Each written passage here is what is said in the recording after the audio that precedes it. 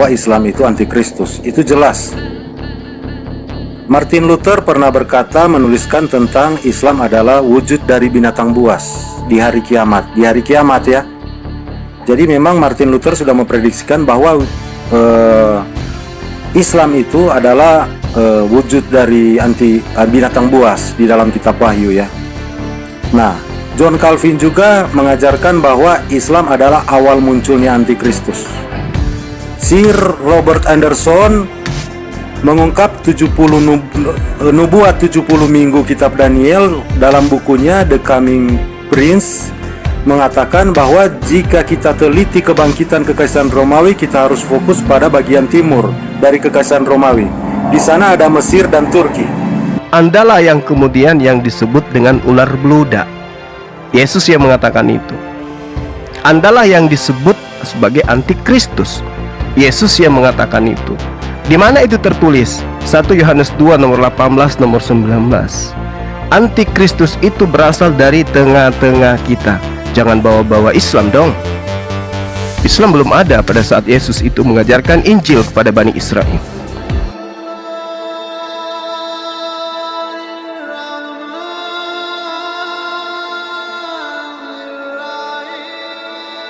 Jadi berbicara mengenai penyesat iblis, ya teman-teman, Bang Rante Perak, di Islam itu tidak ada iblis yang mengatakan bahwa Rasulullah Muhammad SAW itu adalah Rasul. Itu nggak ada. Tapi kalau di kitab Anda, iblis yang menyatakan Paulus itu adalah Rasul. Dialah iblis yang memproklamirkan itu. Bahkan teriak-teriak dia kampanye. Baca di dalam Kisah Para Rasul 16, nomor 16 dan seterusnya. Begitu juga di dalam Islam, tidak ada yang mengatakan, iblis mengatakan bahwa Rasulullah Muhammad SAW itu adalah anak Tuhan. Tapi di kitab saudara, iblis banyak menyerukan Yesus itu adalah anak Tuhan. Nah sekarang Anda aminkan. Anak Tuhan, Yesus Anda aminkan, Paulus Rasul Tuhan Anda aminkan. Siapa yang senang di sini? Kira-kira yang gembira ria, bertepuk tangan, berleha-leha, kemudian ada yang mewakilkan mengajarkan ajarannya, itu siapa? Karena iblislah yang kemudian mengajarkan kepada manusia bahwa Yesus itu anak Tuhan. Iblis juga yang mengajarkan bahwa Paulus itu adalah Rasul Tuhan. Silakan, data saya sajikan kepada saudara. Itu saya tidak muluk-muluk dan saya tidak akan mengatakan sesuatu yang tidak sesuai dengan fakta yang ada. Berdasarkan, maksudnya fakta kitab yang Anda imani sebagai kitab suci. Supaya saya tidak disebut fitnah. Iblis mengambil peran. Lukas 4 nomor 9, Matius 4 nomor 3, Matius 4 nomor 6, Lukas 4 nomor 3, Markus 3 nomor 11, Markus 5 nomor 7, Lukas 4 nomor 41, Lukas 8 nomor 28, Matius 8 nomor 29 dan seterusnya. Iblis memproklamirkan Tuhan Anda adalah anak Tuhan dan itu Anda aminkan. Yang Anda aminkan itu adalah seruan iblis. Di dalam Kisah Para Rasul 16 nomor 16 sampai nomor 18 Anda baca di sana. Iblis yang menyerukan Paulus itu adalah utusan Tuhan yang maha tinggi yang mengajarkan manusia kepada keselamatan. Anda aminkan. Jadi siapa yang bergembira sekarang setelah Anda menjadi Kristen? Siapa yang senang? Sementara Yesus tidak pernah menyeru untuk disembah, tidak pernah juga mengajarkan untuk merasulkan Paulus. Terakhir dari saya, ketika saudara-saudara Kristen saya itu mengatakan bahwasanya kami umat Islam itu salah karena mengatakan tiada Tuhan selain Allah, justru Anda yang dapat data dari mana? Kristen mengatakan tiada Allah selain Tuhan. Ini kebalik-balik. Kita adu data sekarang. Saya tunjukkan data Al-Qur'annya, Anda tunjukkan data dari kitab Anda. Betulkah terjemahan yang ada dalam kitab saudara? Kita uji supaya kita bisa tahu siapa yang menjadi titipan iblis di sini untuk menyesatkan manusia. Saya kasih contoh di dalam Keluaran 3 nomor 15 sebagai data. Apakah di situ tiada Allah selain Tuhan atau tiada Tuhan selain Allah? Silakan saudara Rante Perak. Oke, artinya Bang Juma. Sepertinya ini harus ditanggapi lagi dari pihak Kristen karena tadi ada seperti pertanyaan yang ditujukan Bang Juma. Ya nggak apa-apa bang, nggak apa-apa, kita saling menanggapi aja selama materi kita itu masih menyentuh esensi dua Ah, ajaran. dari pihak Kristen ada mau menanggapi lagi atau Ya, saya mau menanggapi ya, karena ditanya oleh Bang Suma ya. Sebenarnya tadi sudah cukup jelas ya, tetapi oke. biarlah untuk penonton-penonton. Iya, iya, untuk penonton ya. Ya, jadi begini ya, teman-teman, kalau Bang Sumam yang tidak mengerti, saya ulangi supaya penonton lebih jelas. Jadi, ajaran yang Suma percaya itu adalah antitesis dari firman Tuhan Allah Israel. Makanya ketika melihat narasi-narasi yang ada di Alkitab, itu pasti akan bertolak belakang dengan pikiran mereka. Hal ini yang membuat mereka sulit menerima kebenaran. Karena mereka telah diajarkan ketika menunjuk ke timur itu barat, dan ketika menunjuk ke barat itu timur. Jadi yang diajaran mereka itu diajarkan itu terbalik, berbanding terbalik. Jadi kalau kita melihat siapa yang berbanding terbalik dengan kebenaran, kita tahu pasti dia berasal dari iblis ya. Saya sudah kasih contoh tadi, contoh yang paling sangat sederhana.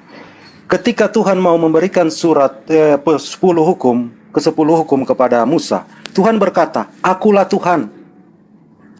Akulah Tuhan. Jadi kita harus mengakui dialah Tuhan.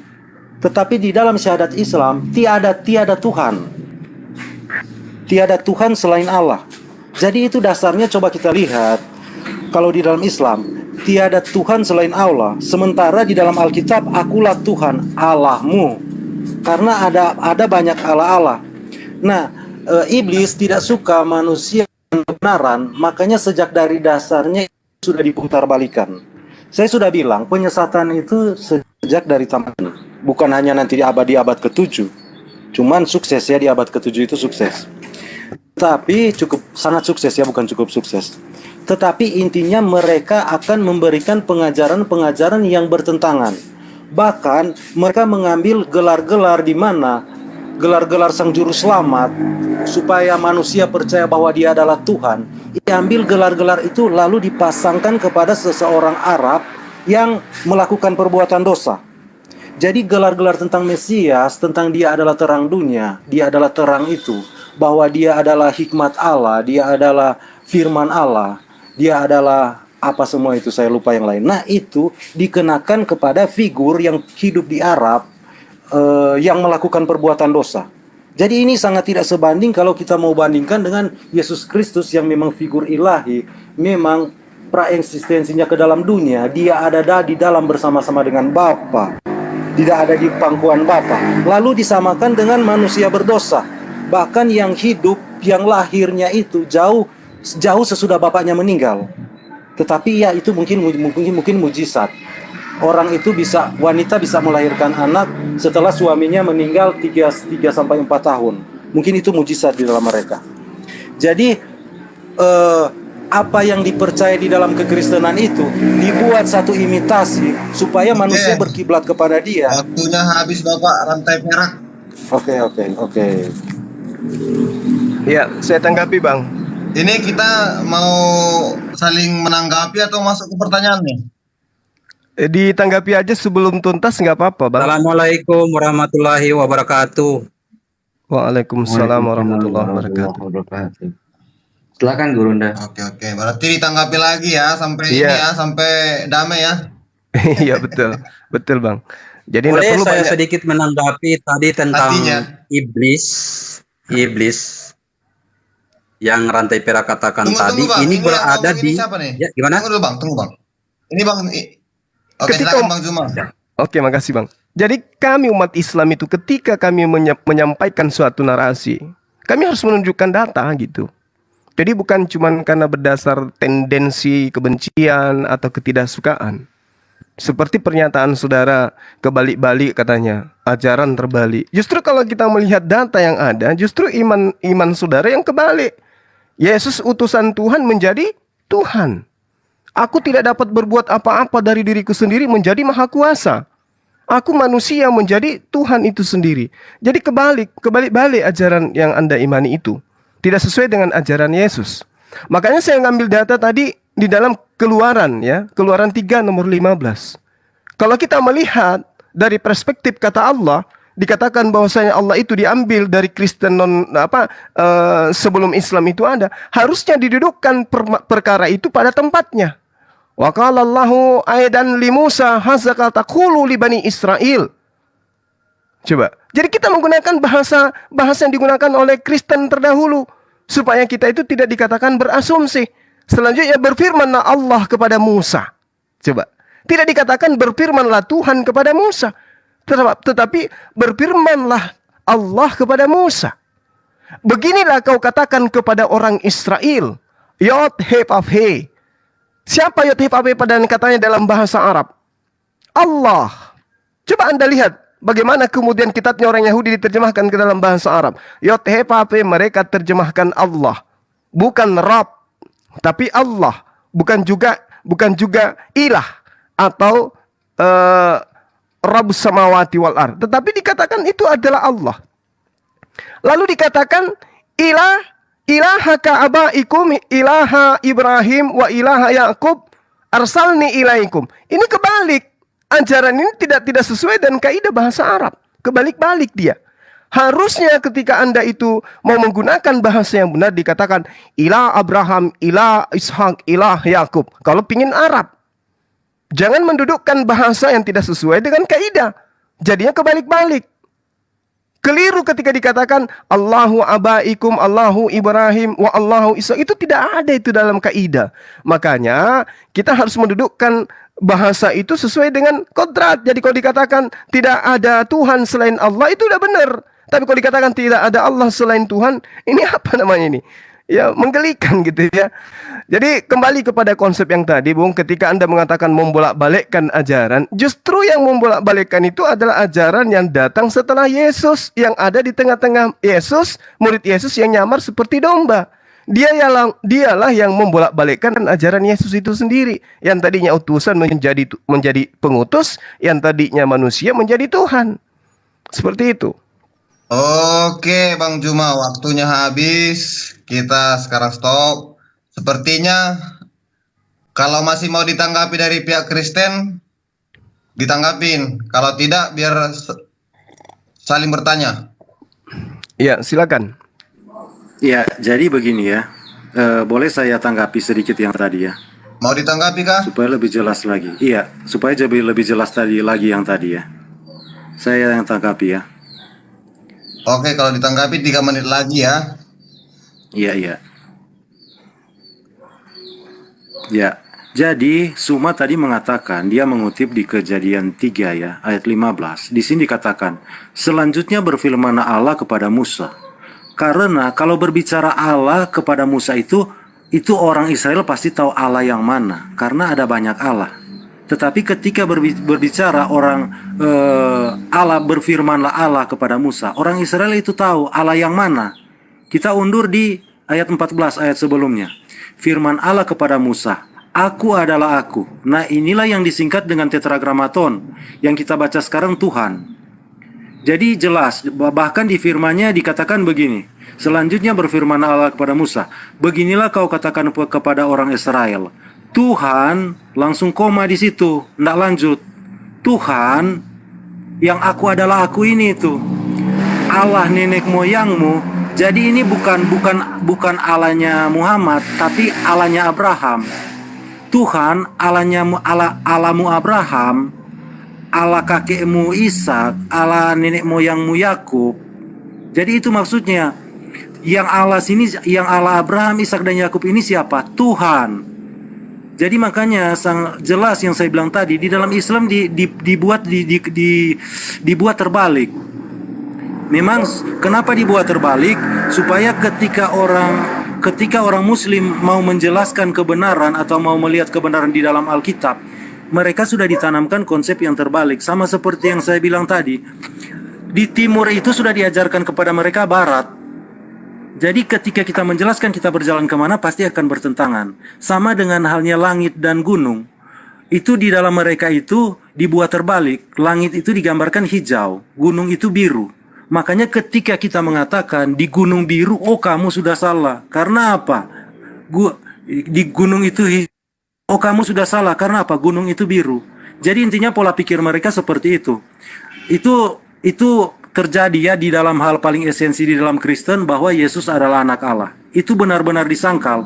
Bahkan ditaruh di mana-mana mereka itu. Seperti deklarasi iman mereka, Allah tidak beranak dan tidak diperanakan. Karena memang tujuannya itu untuk menentang Yesus adalah anak Allah. Jadi kitab yang dibuat ini sebenarnya kitab antikristus untuk menentang Kristus. Jelas itu. Mereka menyangkal Bapa maupun anak. Itu ada di surat Petrus. Jadi memang antikristus ini dia ada dua ciri-ciri pengertian dari antikristus. Menyerupai dan melawan Kristus. Nah itu yang saya bilang tadi, menyerupai itu gelar-gelar posisi Kristus diletakkan ke nabi mereka. Tapi mau menyerupai Kristus itu, dia mau menyerupai, mau menggantikan Kristus. Jadi menentang, menyerupai dan menentang Kristus. Itu yang lain disebut dengan antikristus. Nah ajaran ini memang kalau kita lihat, ajaran yang menyangkal baik Bapa maupun anak itu adalah ajaran antikristus. Oke, Bang Rantai Perak, waktunya sudah habis. Apakah Bang Juma mau menanggapi lagi atau mau bertanya?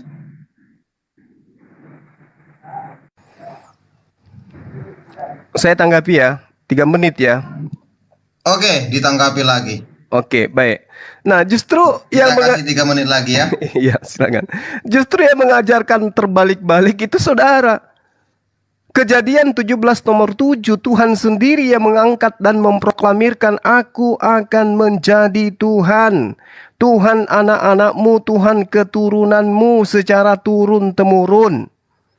Anda menggantikan Tuhannya yang sudah memproklamirkan diri sebagai sembahan Bani Ismail dan Bani Ishak.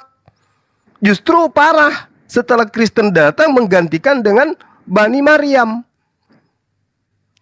Bani Maryam ini kemudian menjadi Tuhan. Ini yang terbalik gitu. Lalu kemudian Anda mengatakan iblis yang mengajarkan. Saya kan udah di awal tadi katakan kepada saudara, iblis yang mengajarkan Yesus anak Tuhan. Iblis yang mengajarkan Paulus utusan Tuhan, rasul Tuhan. Siapa yang sekarang yang tertawa terbahak-bahak ketika Anda mengaminkan perkataan-perkataan itu? Yesus kah? Bapa pencipta langit dan bumi kah? Atau iblis? Kan itu poinnya. Nah sekarang ketika Anda mengatakan siapa yang menyangkal Bapa, menyangkal anak, itu adalah antikristus. Coba saudara saya ini merenung. Percayakah Anda bahwa Bapa itu adalah Tuhan satu-satunya pencipta langit dan bumi? Dia tidak pernah inkarnasi, dia tidak pernah merubah wujudnya menjadi manusia. Percaya enggak? Anda tidak percaya. Nah sekarang apakah Anda menyangkal dia? Menyangkal. Bapa mengatakan tidak ada Tuhan di luar aku, tidak ada Tuhan di samping aku, tidak ada Tuhan yang dibentuk setelah aku. Apakah Anda sangkal? Anda sangkal. Kenapa? Karena ada Yesus yang Anda setarakan dengan sang Bapa. Anda nyangkal Bapa. Bagaimana? Apakah Anda menyangkal anak? Anda sangkal juga anak. Anda sangkal juga Yesus. Aku adalah utusan Tuhan. Aku tidak dapat berbuat apa-apa dari diriku sendiri. Aku pergi kepada Bapakku karena Bapakku lebih besar daripada aku. Aku berdoa kepada Bapakku yang ada di surga. Aku tidak bisa berbuat apa-apa. Aku tidak bisa berkata-kata dari diriku sendiri. Apakah Anda sangkal? Anda sangkal. Jadi siapa yang menyangkal Bapa dan menyangkal anak? Saudara. Bukan kami. Islam itu diajarkan Tuhannya Yesus adalah satu-satunya Tuhan. Dan Yesus itu adalah utusan Tuhan. Katakan amin dan yes. Itu iman Islam. Kami tidak nyangkal. Aku diutus hanya kepada domba-domba yang hilang dari Bani Israel. Kami nggak nyangkal. Hidup kekal itu adalah mereka mengenal Engkau satu-satunya Tuhan yang benar. Kami nggak nyangkal. Sekarang kalau Anda saya tanya, ada berapa pribadi Tuhan Anda? Ada 3. Siapa yang ngajarin? Jadi yang menyangkal itu adalah Anda. Saudaralah yang membolak-balikkan kebenaran, bukan kami. Sekali-kali jujur terhadap kebenaran. Jangan hanya tendensi ketidaksukaan terhadap ajaran agama Islam. Karena kami mengajarkan ajaran Yesus. Yesus utusan Tuhan. Tuhannya Yesus satu-satunya Tuhan. Tidak ada yang lain. Itu yang kami pahamkan. Demikian. Oke, Bang Juma, dan waktunya sudah habis. Bu, bisa nggak Sepertinya ini timernya ditambahkan beradu biar dua-dua. argumen ya guys. Semakin lama semakin agak panas. Tapi barbarnya barbar yang positif ya guys ya. Iya, mumpung ada moto, dua-dua aja timernya ditambah. Ini mau umat Kristen mau menanggapi lagi atau bertanya? Ya, begini saya tambahkan sedikit lagi ya. Hanya sedikit aja. Ya, sedikit saja saya Pak. Jangan pakai timer. Ini hanya beberapa detik 3 saja. menit ya. Oh ya, di sini Pak Juma, kalau memang kamu percaya bahwa Isa Al-Masih itu adalah Tuhan, Isa Al-Masih itu adalah Yesus, ya coba pelajari ya tentang Isa Al-Masih itu, bahwa dia kudus sepanjang abad ya, dan tidak bisa disentuh oleh setan. Dan Isa Al-Masih itu ya, Isa Al-Masih terkemuka di dunia dan di akhirat. Ada enggak nabi-nabi yang lain yang terkemuka di dunia di akhirat selain Yesus, selain Isa Al-Masih? Karena Bapak tadi mengatakan Isa Al-Masih itu adalah Yesus. Coba bandingkan, silakan. Nanti ini bagi dua ya mereka nanti. Ada Kimoto ya, sama dengan Rantepera Maliki. Silakan. Oke, sekarang yang menanggapi dari pihak Kristen apa yang disampaikan Bang Juma tadi ya. Nah, iya. Kita orang Kristen melalui Alkitab kita bisa mengerti bahwa Islam itu antikristus. Itu jelas. Martin Luther pernah berkata, menuliskan tentang Islam adalah wujud dari binatang buas di hari kiamat. Di hari kiamat ya. Jadi memang Martin Luther sudah memprediksikan bahwa Islam itu adalah wujud dari binatang buas di dalam kitab Wahyu ya. Nah, John Calvin juga mengajarkan bahwa Islam adalah awal munculnya antikristus. Sir Robert Anderson mengungkap 70 nubuat 70 minggu kitab Daniel dalam bukunya The Coming Prince, mengatakan bahwa jika kita teliti kebangkitan Kekaisaran Romawi, kita harus fokus pada bagian timur dari Kekaisaran Romawi. Di sana ada Mesir dan Turki. Bukan hanya Martin Luther dan John Calvin dan Sir Robert. Sebagian besar guru Protestan setuju bahwa Islam adalah awal munculnya antikristus dan binatang buas. Jadi di akhir zaman yang binatang buas itu sebenarnya Islam ya. Nah, ada cerita martir Cordova. Martir Cordova ini, cerita martir Cordova ini, kisah ini dari Spanyol. Mereka memilih mati karena apa? Mereka dibawa ke mahkamah Islam karena mereka mengatakan bahwa Muslim adalah antikristus. Dan mereka ditawarkan ya untuk menarik kembali pernyataan mereka itu, tapi mereka tidak mau menarik itu. Mereka tetap memilih, memang dari pemahaman mempertahankan, mereka tetap mempertahankan pernyataan mereka itu, bahwa Islam adalah antikristus terbesar berdasarkan nubuat Alkitab. Di Protestan zaman tradisional mengajarkan Islam adalah antikristus. Jadi sejak bukan nanti sekarang ya, kita membaca sekarang. Nah, dikatakan itu antikristus itu dia terluka dan dia akan muncul lagi kan. Nah, Islam itu terluka itu di Kekaisaran Ottoman. Jadi Islam itu adalah kerajaan ketujuh setelah Roman ya. Karena apa? Roma Timur itu masih tetap eksis sampai Islam menguasai itu. Jadi Islam adalah kerajaan ketujuh. Dan kerajaan ketujuh ialah kerajaan ke-8 juga. Dia yang terluka itu, kepalanya yang terluka itu akan sembuh kembali. Nah, dari pemahaman dari orang-orang Kristen bahwa yang terluka itu Islam di zaman Ottoman. Nah, dia akan bangkit kembali itu di akhir zaman hingga orang-orang akan heran. Nah, sekarang kita melihat memang tanda-tanda kebangkitan Islam sudah ada. Jadi memang di akhir zaman itu kekuatan besar yang akan muncul itu untuk melawan Kristus, itu memang sudah nyata dari saat sekarang. Memang Islam itu sangat melawan sekali Kristus. Dan kekuatannya sudah sangat jelas sekarang. Itu sedang dipulihkan Islam. Dan saya percaya akhir zaman sudah dekat. Islam mengenapi nubuatan itu. Baik, jadi tadi saudara mengatakan Islam itu binatang buas. Ya nggak apa-apa, Anda membawa Martin Luther dan seterusnya tidak masalah. Tapi izinkan saya membawa Yesus. Saya nggak usah bawa internal Islam, bahwa Andalah yang kemudian yang disebut dengan ular beludak. Yesus yang mengatakan itu. Andalah yang disebut sebagai antikristus. Yesus yang mengatakan itu. Di mana itu tertulis? 1 Yohanes 2 nomor 18 nomor 19. Antikristus itu berasal dari tengah-tengah kita. Jangan bawa-bawa Islam dong. Islam belum ada pada saat Yesus itu mengajarkan Injil kepada Bani Israel. Matius 23 nomor 15. Celakalah engkau ahli Torah, orang Farisi, orang munafik, engkau menjelajahi daratan, kemudian engkau menyeberangi lautan, mentobatkan orang di luar Yahudi menjadi pengikut agamamu, dan membuat mereka jadi orang neraka, dan 2 kali lebih jahat daripada ahli kitab itu sendiri. Agama mana yang dibentuk oleh ahli kitab? Islam atau Kristen? Kristen, Bung. Jadi yang Anda katakan binatang buas itu adalah serigala. Yang serigala inilah yang kemudian menyamar seperti domba. Umat Islam tidak pernah nyamar seperti domba, tidak pernah nyamar seperti Bani Israel. Tapi kalau sekarang Anda, haleluya, haleluya, shalom alaihim, siapa itu? Apakah umat Islam? Tidak. Itu adalah Anda yang nyamar-nyamar seperti domba. Anda menggunakan kitabnya domba, Bani Israel. Anda tempelkan di kitab serigala, Bani Romawi. Lalu Anda mengatakan kami ini adalah Israel rohani. Mana ada umat Islam yang percaya diri, saya ini adalah Bani Israel rohani. Hanya Kristen yang mengaku seperti itu. Jadi yang serigala inilah binatang buasnya, yang nyamar kemudian menjadi domba. Dan itu ada di dalam agama Anda. Kalau Anda mengatakan Islam anti-Kristus, saya katakan kalau yang Anda maksud Kristus itu adalah Tuhan yang berwujud manusia, yes, kami anti. Kalau yang Anda katakan Kristus itu adalah Tuhan yang datang makan ikan goreng, yes, kami sangat anti. Kalau yang Anda katakan itu Kristus adalah Tuhan yang mati dibunuh oleh manusia, yes, mati terkutuk di atas tiang salib, yes, kami sangat anti dengan itu. Nauzubillahi min zalik, tralala tralili najisnya.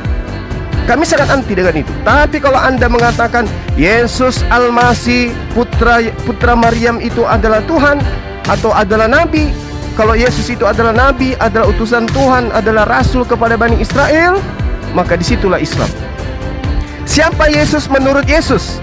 Aku adalah utusan Tuhan. Siapa Islam menurut Islam? Yesus adalah utusan Tuhan. Sekarang siapa Yesus menurut Kristen? Yesus adalah Tuhan. Siapa Yesus menurut Yesus? Aku adalah utusan Tuhan. Sekarang siapa yang binatang buas di sini, Bung?